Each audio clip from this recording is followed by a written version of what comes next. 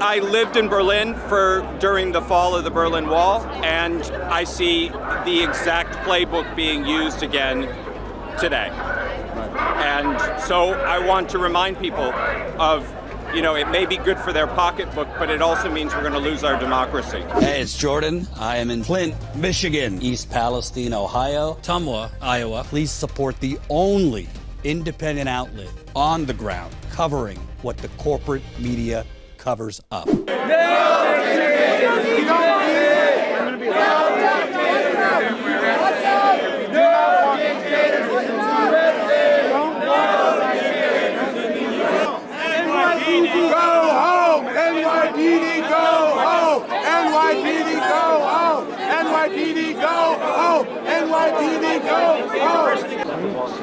No dictators, no Nazis, no Trump.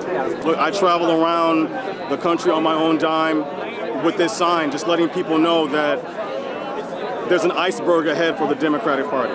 Now, I've been a Democrat my whole life, but I lean more progressive. I'm on the progressive wing. The majority of Americans want an arms embargo, and that's what Vice President Harris should be pushing. If she doesn't, my gut is saying she's going to lose at least one of either Pennsylvania, Michigan, Wisconsin. She's going to lose one of them, and if she loses one of them, that's all she wrote. And I'm just out here letting people know that we either have to start voting for another party, or use that third party to bring Kamala to the table to say, hey, okay, I'll push for an arms embargo. One or the other has to happen. Right. Yeah. Now, do you think the Democratic Party is to blame for it even being this close as it is right now? President Biden should have handled this a long time ago. He should have handled this a long time ago.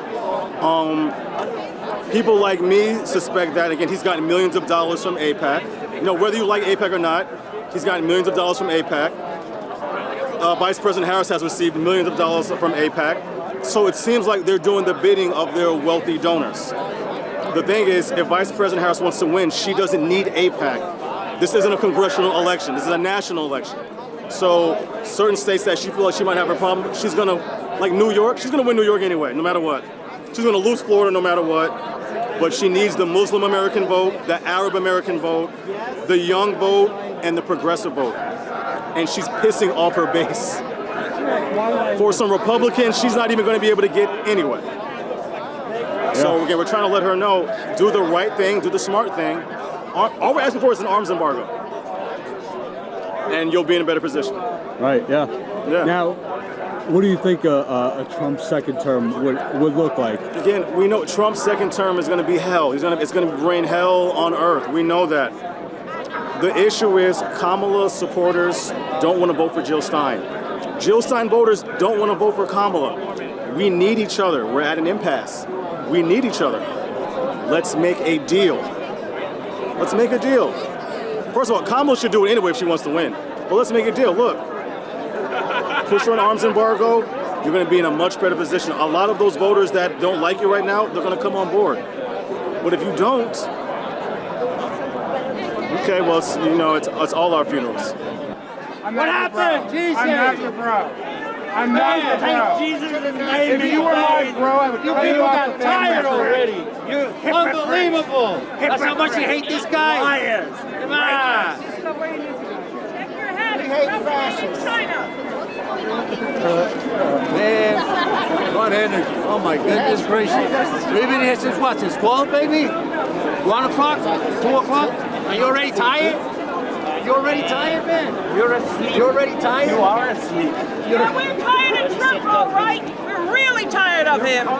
So my name's James Weichert. I live here locally, and I made these signs this morning on my kitchen table.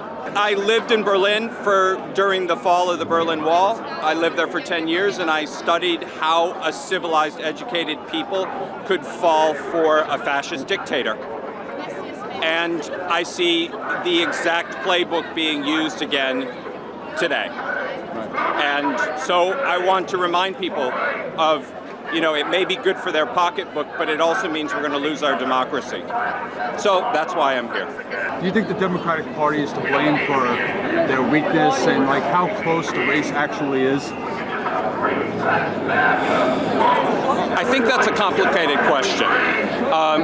Trump has real strength, and he is able to, he's a great populist. If you look at Hitler, what Hitler was able to do back in the 30s, he was able to speak to people, and he was abetted by an entire system like Fox News, like a lot of the billionaires in our country, that supported his message.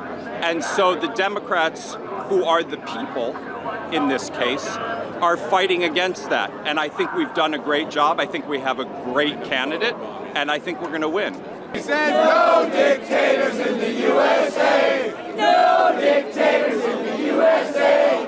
No dictators in the USA! No dictators in the USA! No dictators! Navy veteran, also an education veteran.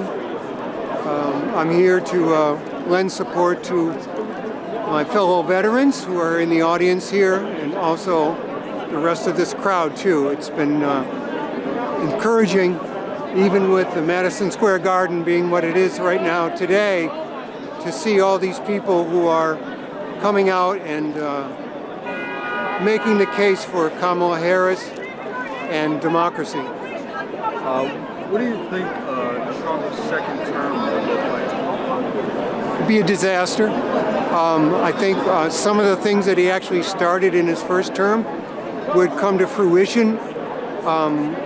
Mainly things, if I talk about the military, he put the military in the streets of the cities that he didn't respect, the blue cities, if you want to call them that.